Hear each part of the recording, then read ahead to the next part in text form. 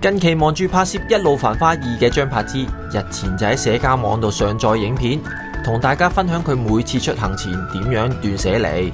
見佢嘅行李入邊包括有長者健康拖鞋、手提衣物、烘乾機、大塊嘅化妝鏡同埋圍巾等等，可謂應有盡有。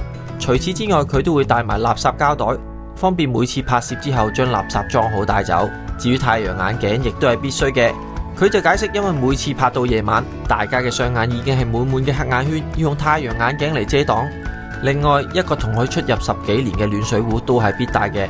仲話有熱水就可以煮粥、麵同埋湯。